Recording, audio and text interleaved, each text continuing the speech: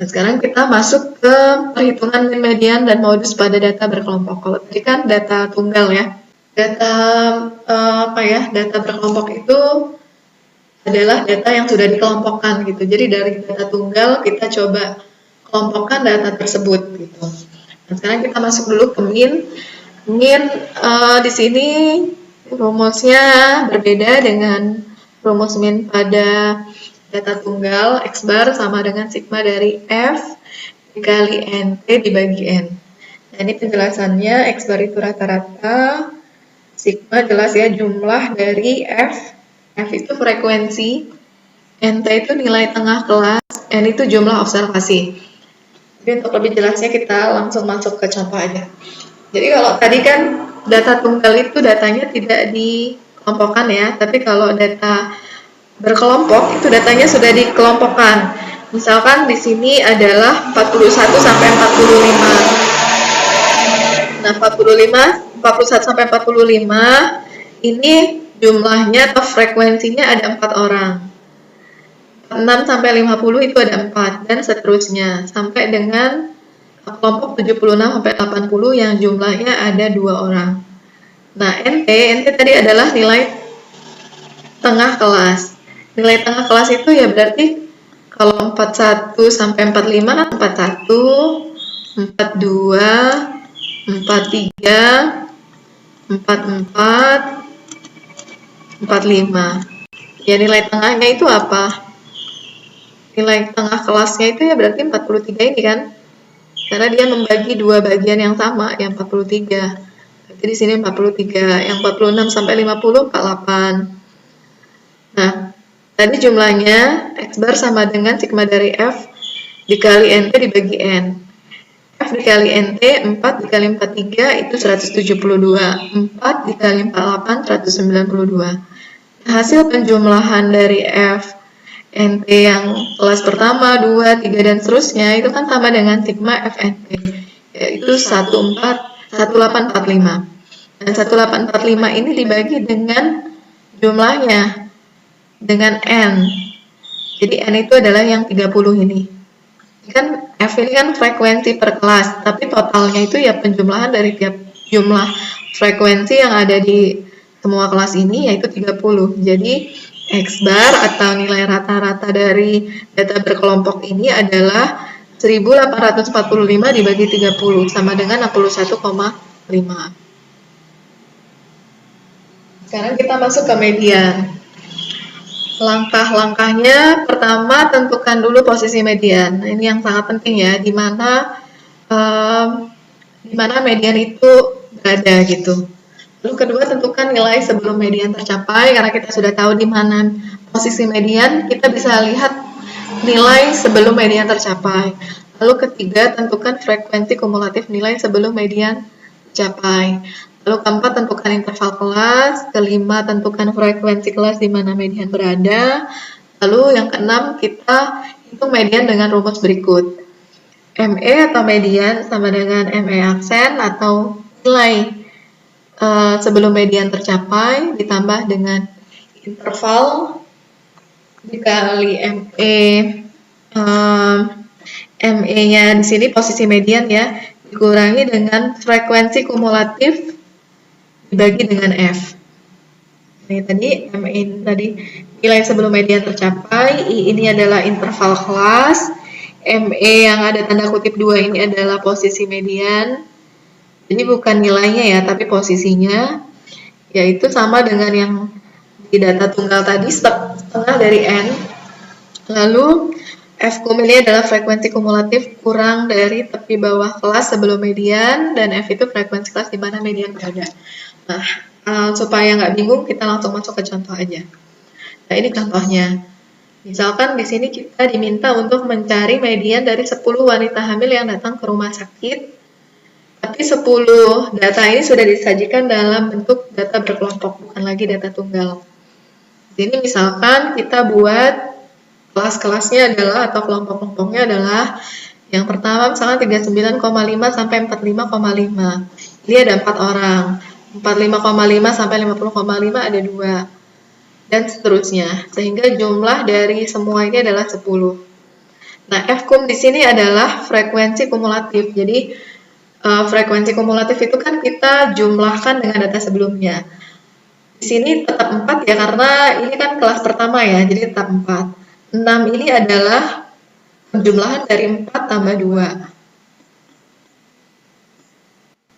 8 ini ya 6 ditambah 2 atau 4 tambah 2 tambah 4. Gitu. Ini semua kita jumlahkan ya ketemu 8.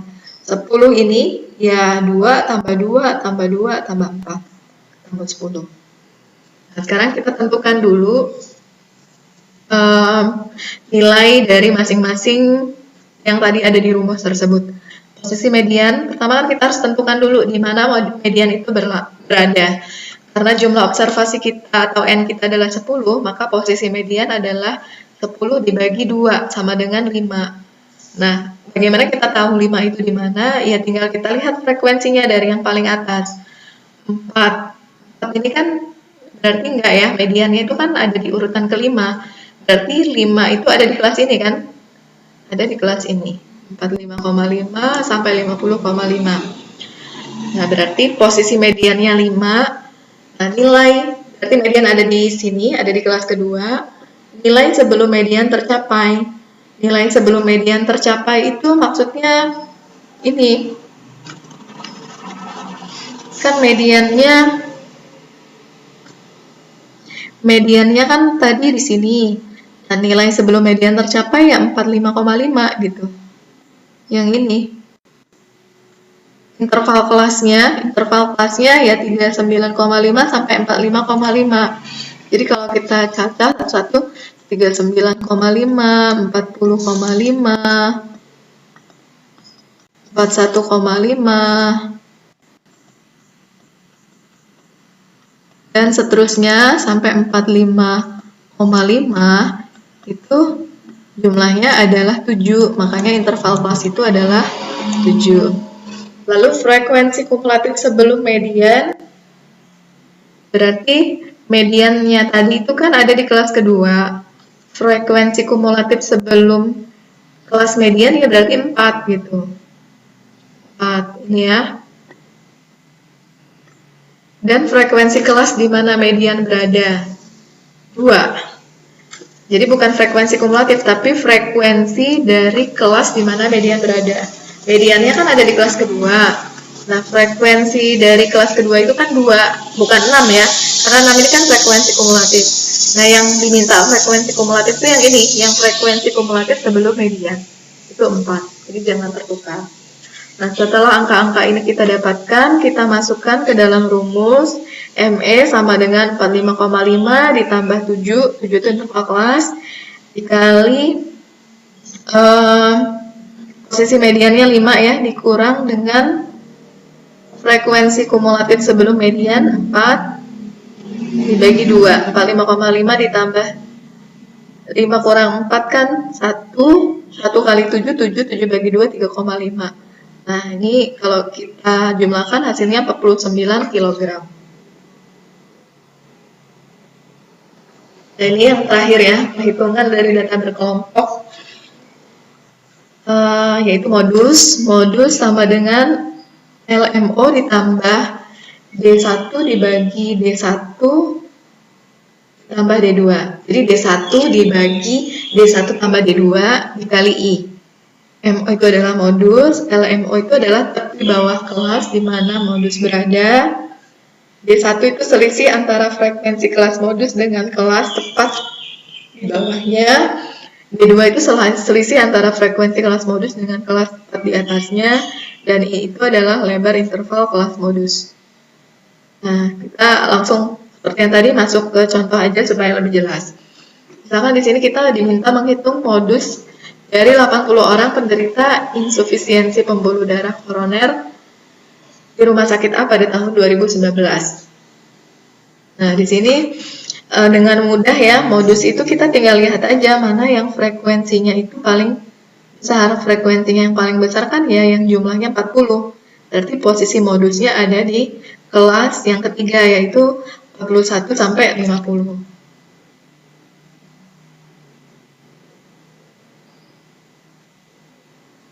Nah, berarti caranya kita hitung dulu LMO. LMO itu kan berarti tepi bawah kelas di mana modus berada. Modusnya itu kan berada di sini kan? Di sini. Nah, tepi bawah kelasnya itu 40,5.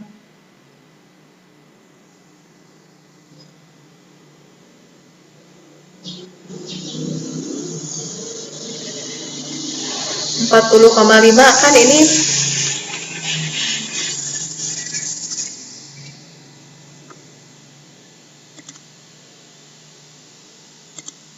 nah ini kan tepi bawah kelasnya kan 41,5 41 sampai 50. Berarti tepi bawah kelasnya ini ya 40,5.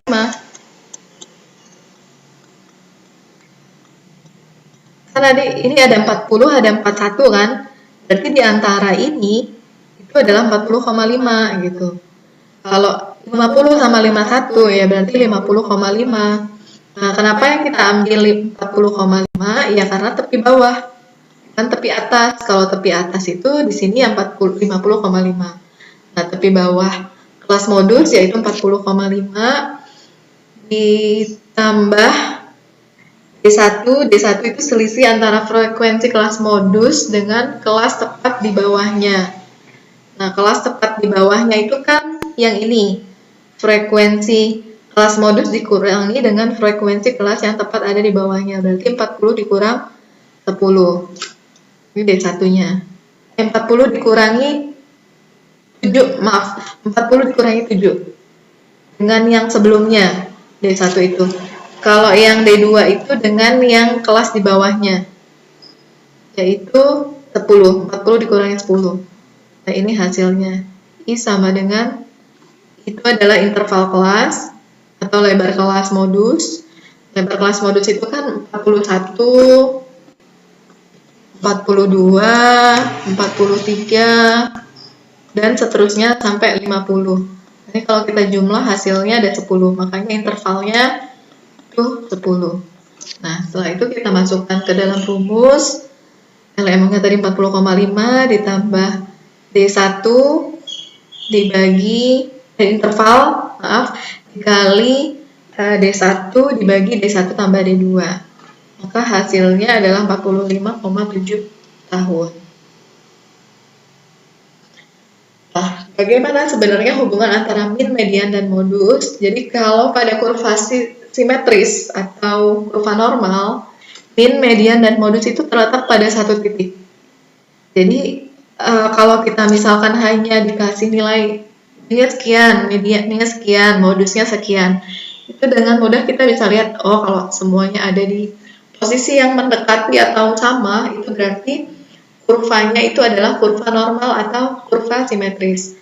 Tapi kalau kurvanya itu, kalau nilai min, median, dan modusnya itu nilainya berjauhan atau berbeda, itu kita lihat di mana nilai mediannya, di mana nilai modusnya, di mana nilai minnya gitu. Yang mudah seperti ini, yang kita jadi patokan adalah kalau yang untuk kurvanya itu menceng ke kanan berarti kan ekornya ada di kanan. Nih, ekornya ada di kanan. Ingat selalu kalau menceng ke kanan itu berarti ekornya yang ke kanan. Nah, min itu kan selalu mengarah ke ekor. Jadi min itu pasti ada di kanan. Modus itu selalu ada di puncak. Median itu biasanya selalu ada di antara modus dan min. Nah, kalau kita misalkan dikasih data, modusnya itu lebih kecil dari median. Terus median lebih kecil dari min. Ya berarti kurvanya itu adalah menceng ke kanan gitu. Jadi modus tetap berada di puncak. Biasanya min di sebelah kanan modus. Ini kebanyakan ya, tapi nggak selalu. Tapi ini kebanyakan seperti itu. Min itu selalu berada di sebelah kanan modus. Kenapa ya? Karena kalau dia datanya menceng itu kan berarti ada data yang ekstrim. Min itu kan sangat terpengaruh dengan data ekstrim, berarti dia akan terbawa atau dia akan bergeser. Kalau dia distribusinya normal kan semuanya ada di sini. Min, median, modus itu semua ada di tengah gitu. Tapi karena ini ada outlier atau ada pencilan, maka yang min yang awalnya di tengah itu tergeser gitu, tergeser ke kanan gitu, karena ada ekstrim di sebelah kanan. Gitu. Ada nilai ekstrim di sebelah kanan, jadi minnya bergeser ke sini. Gitu. Nah, berarti datanya sudah tidak lagi normal, tapi skewed ke kanan. Seperti itu. Jadi yang untuk mudah mengingatnya, kalau dia distribusinya menceng ke kanan, berarti ekornya di sebelah kanan. Karena min itu sangat terpengaruh dengan nilai ekstrim, maka min itu mengikuti ekornya kemana gitu. Kalau ekornya ke kanan, ya berarti minnya itu akan ke arah kanan gitu. Nah, sementara modus itu ada di puncak, median itu selalu ada di tengah modus dan min gitu. Itu supaya mudah untuk mengingatnya. Sementara sebaliknya, kalau kurvanya itu menceng ke kiri, berarti ekornya kan di kiri. Ekor di kiri. Kalau ekor di kiri berarti min ketarik ke arah ekor kan. Kalau datanya tidak normal, berarti min itu ada di sebelah kiri. Modus itu ada di sebelah lawannya min, berarti di kanan. Karena kan dia di puncak. Nah, median itu yang ada di antara min dan modus. Jadi kalau datanya itu nilai minnya lebih kecil daripada nilai median, terus mediannya lebih kecil dari nilai modusnya, ya ini bisa kita sebut, tanpa kita harus gambarkan kurvanya, kita bisa menarik kesimpulan, oh ini kurva mencengnya ke kiri atau skewed-nya ke kiri. Gitu. Nah, ini referensi yang bisa dibaca, mungkin bisa juga baca juga buku-buku statistika atau biostatistika yang lain, atau beberapa buku-buku EPIK juga itu ada yang membahas tentang biostatistika seperti ini. Silahkan bagi yang ingin membaca lebih dalam. Sekian untuk materi kali ini, semoga bermanfaat. Mohon maaf jika ada kesalahan. Wassalamualaikum warahmatullahi wabarakatuh.